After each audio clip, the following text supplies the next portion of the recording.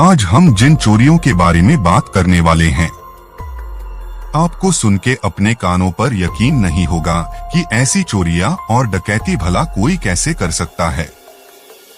जी हाँ दोस्तों, सही सुना आपने, ये कहानी दुनिया के 5 सबसे हैरतअंगेज और दिमागदार चोरों की है। ऐसी कहानियां या वीडियोस देखना आपको पसंद है तो अभी सब्सक्राइब कर दें मेरे चैनल को। चलिए शुरू करते हैं। तो आपको बताना चाहूंगा कि सभी चोरियां और डकैतियां अपने आप में हैरान करने वाली हैं। पहली चोरी है 100 मिलियन के हीरो की, और ये चोरी नीस के अंटोरेब डायमंड सेंटर में हुई थी। इस जगह की सिक्योरिटी बहुत जबरदस्त थी। यहाँ चोरी की तो छोड़िए, बिना मतलब अंदर घुसने से भी पहले एक आम इंसान 10 बार सोचता है।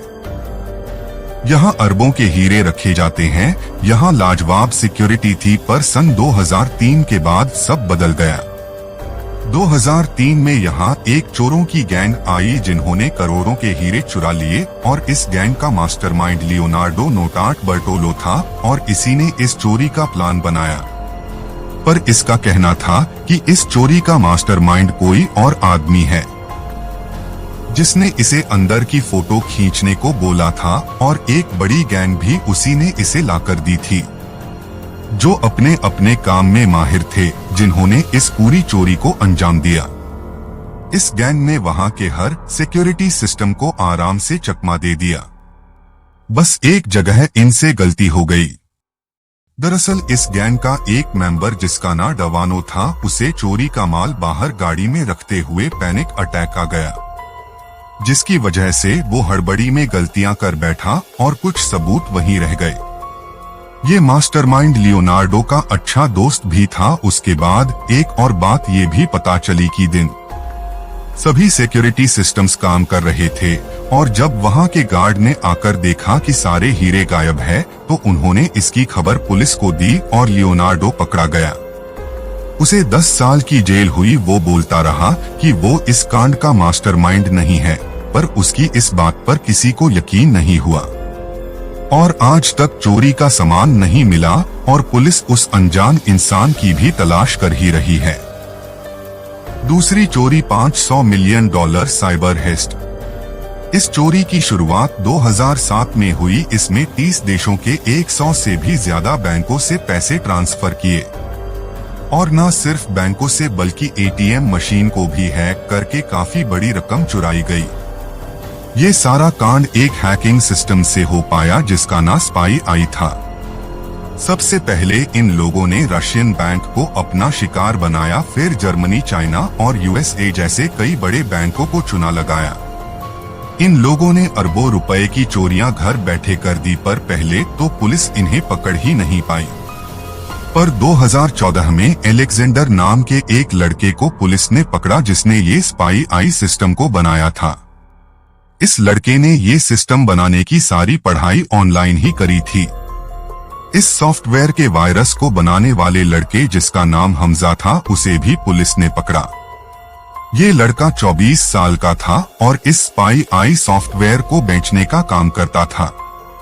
उसे बेचकर भी उन्होंने करोड़ों रुपए कमाए, और जिन लोगों को उन्होंने ये सॉफ्टवेयर बेचा, उन लोगों ने भी काफी रकम घपला की। अंदाजन इन्होंने अरबों रुपए की चोरियों को अंजाम दिया।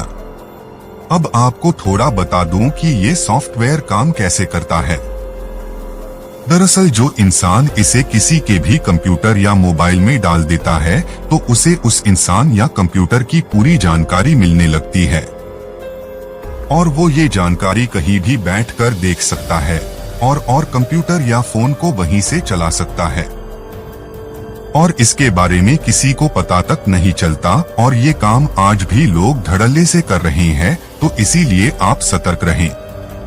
तीसरी चोरी ब्राजीलियन बैंक चोरी। 2017 में 16 लोगों को करीब 318 मिलियन के साथ पकड़ा गया, और जब आप इनके चोरी करने का तरीका सुनेंगे तो कसम से हक्के बक्के रह जाएंगे। वहां की पुलिस और जनता आज तक हैरान है कि इन लोगों के पास इतना दिमाग आया कहां से। दरअसल इन लोगों ने चोरी करने से 4 महीने पहले सुरंग खोदना शुरू कर दिया। आपको शायद इस बात पर भी यकीन ना हो कि इन लोगों ने वो सुरंग अपने हाथों से ही खोद डाली। सुनकर अजीब लगेगा पर ये सच है, बस इनके पास चाकू या पेंचकस ही मौजूद था। इस गैंग में सभी अलग अलग उम्र के लोग थे जिन्होंने अपने अपने दिमाग से इस चोरी को अंजाम दिया। इसमें एक इंसान 35 साल का था जो इस पूरी चोरी का मास्टरमाइंड भी था। इन लोगों ने इस सुरंग में जाने के लिए 2 मीटर लंबी सीढ़ी का इस्तेमाल किया। अब क्योंकि इस काम में 4 महीने लगे तो ये लोग शिफ्ट बदलकर काम करते थे। इस सुरंग में इनकी जरूरत का सारा सामान इन्होंने जमा कर रखा था। ये 8 से 10 घंटे काम करते थे और हफ्ते में एक दिन मौज मस्ती के लिए छुट्टी भी लेते थे ताकि सबका मन लगा रहे। ये सुरंग सीधा बैंक के सेफ लॉकर रूम तक गई जहां से इन्होंने करोड़ों की चोरी की, पर बदकिस्मती से ये पैसों के साथ पकड़े गए।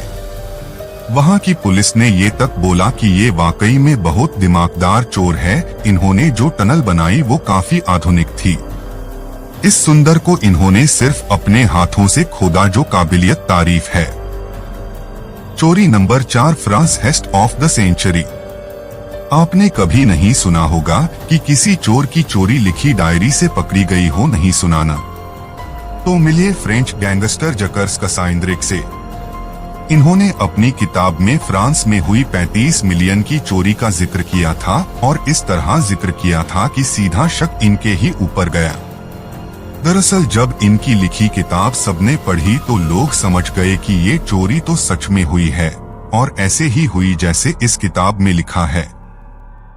आपको बता दे कि ये ना ही कोई लेखक है और न ही कोई मनगढ़ंत कहानी बनाने वाले, बल्कि ये एक गैंगस्टर है जिसे कई बार पुलिस ने जेल डाला। कई बार तो ये ड्रग्स के चक्कर में भी गए हैं।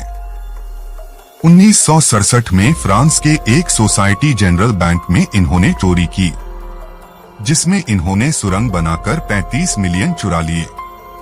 जो बुक इन्होंने लिखी थी उसी से ये राज खुला। अदालत में इन्हें पेश किया, जहां पुलिस दबाव बनाकर बोली कि मान लो कि तुमने ही की थी ये चोरी।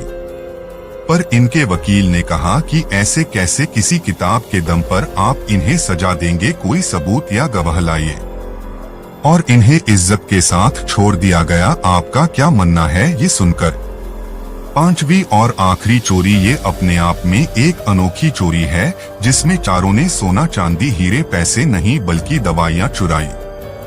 जी हाँ, $1 मिलियन की दवाइयां चुराई। ये चोरी 2016 में टेक्सास में हुई थी, जहां एक गैंग ने दवाई घर के एक बड़े स्टोर में चोरी की। अंदर के सभी कर्मचारियों को इन्होंने बंदी बनाया और सारी महंगी से महंगी दवाइयों की चोरी की। घंटों तक ये ढूंढ कर काम को अंजाम देते रहे और चोरी के लिए भी इन्होंने खास दिन 31 दिसंबर चुना और फरार हो गए। वहां के बंदी बने लोगों ने बताया कि ये किसी को भी कोई नुकसान नहीं पहुंचना चाहते थे। आज तक ये पकड़े नहीं गए और आज तक वहां की सरकार यही सोचती है कि क्या किया इन्होंने, दवाइयों का बेच डाली या खा गए। तो ये थी 5 सबसे अजीबोगरीब चोरियां। आपको कौन सी सबसे ज्यादा पसंद आई कमेंट में बताएं और इस वीडियो का पार्ट 2 चाहिए तो वो भी बताएं। मैं मनीष आपको ऐसी ही मजेदार वीडियोस दिखता जाऊंगा। चैनल को जल्दी सब्सक्राइब करें और मजे लें। और भी वीडियोस बानी है वो भी देखें। धन्यवाद।